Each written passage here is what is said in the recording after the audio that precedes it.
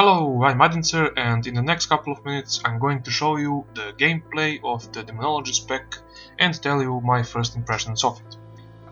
Now, to be honest, the Warlock class is generally my least played class in WoW.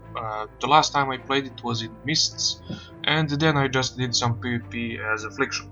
And even I can see that losing Metamorphosis is a big blow. For everyone who liked Demonology, for having that spell and the resulting gameplay it provided, well, you better switch to a Demon Hunter. So the gameplay is nothing like it was.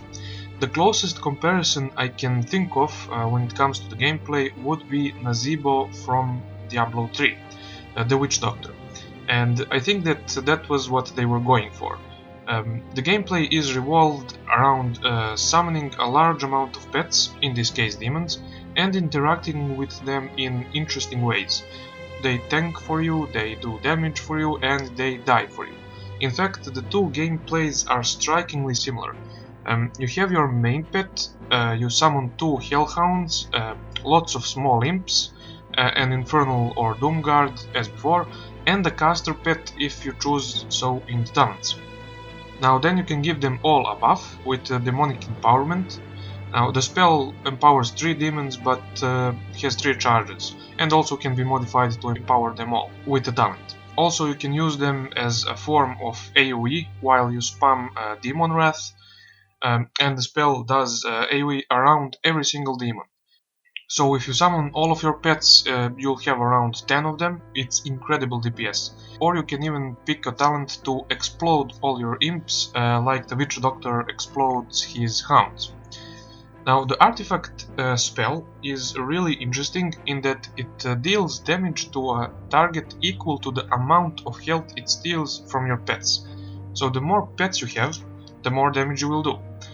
The most I did was around 600k, and that's when I was scaled to level 110, and it is really fun to build up to that point. To get the most out of your pets, you have to keep track of every single one. For instance, the caster pet you got from the talents will only attack targets that you put Doom on, so it can attack as many targets as you doomed. A talent that combines well with this pet is the Hand of Gul'dan talent, and by the way, Hand of Gul'dan now doesn't build up demonic power because you don't have demonic power, but instead deals a bit of damage and summons 1 to 4 imps depending on how many shards you use. But what the talent does is put Doom on every target it hits. So for AoE it's insanely good. Not only do you put Doom on everyone, but your pet will attack everyone at the same time. Now Doom has also been changed to a dot that will deal damage just once after 16 seconds, and not like for 1 minute or something.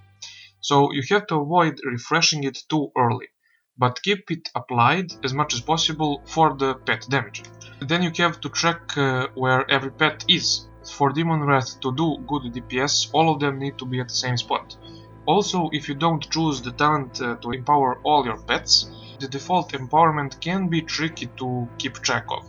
And of course your priority would be to buff your primary pet and your biggest pet, so that's the Infernal or Doom Guard. But beside all the pet stuff, you still have a couple of DPS spells, and they are basically the same as they were before. You have Shadow Bolt, Lifesteal and Doom, which has been changed.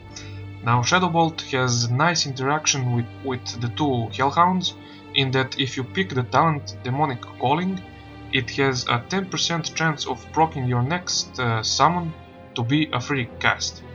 And that matters a lot, since summoning any pet costs a soul shard or more. Without that free proc, you have to cast a lot of Shadow Bolts till you summon all the pets and pull off some combos. So basically, summoning pets costs soul shards, and interacting with them and doing damage costs mana. And there is one talent that helps with the generation of soul shards called Shadow Flame. It's an insta-cast and really easy to use. And mana is also kind of a resource, but Life Tap gives like 40% of it back and steals around 10% of your life.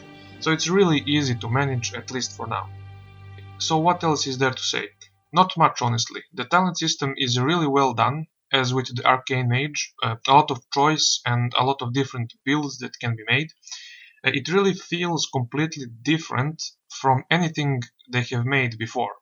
And again, the comparisons with Nazeebo are staggering.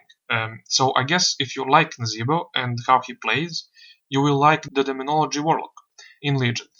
Though the biggest concern I have with this is since Diablo 3 is a top-down game, you can see everything unfolding. You can see your pets all the time, you can see what they are doing, what buffs they have, or where they are. But in WoW, I couldn't even see at least one of my pets in a dungeon, let alone a raid. And a big part of the fun, I guess, and sometimes the utility of playing a pet class like this is seeing your pets wreck shit and how they do and what they're doing. So they will need to sort this out somehow. Maybe give them a distinct outline that only the Warlock can see, or something like that. As for what I think of the gameplay itself, I did enjoy it. It is fun to manage all the different pets and abilities that interact with them, and the only problem I had with it was its incredibly long build-up time. Or well, not the problem I had, but the problem I see people having. In order to pull off a burst, the resources you will need are like 7 soul shards, so you need to spam shadow bolts or demon wraths a lot. And after every demon has been summoned, 1 to 3 demonic empowerments, which means a lot of global cooldowns and casting time. And after they have been empowered, you can use your ultimate ability from your artifact, and then use Demon Wrath until some of the pets disappear. So that can become annoying if you play it for a long time. But since I played it for a day or two, it was still fun and enjoyable to pull off those big numbers and big combos. And by the way, out of like 8 DPS spells, 4 are AoE. So I guess that this spec is designed around the AoE and probably will be the best at it, if they get the numbers right. Anyway, that's all for this video. Thanks for watching and see you next time.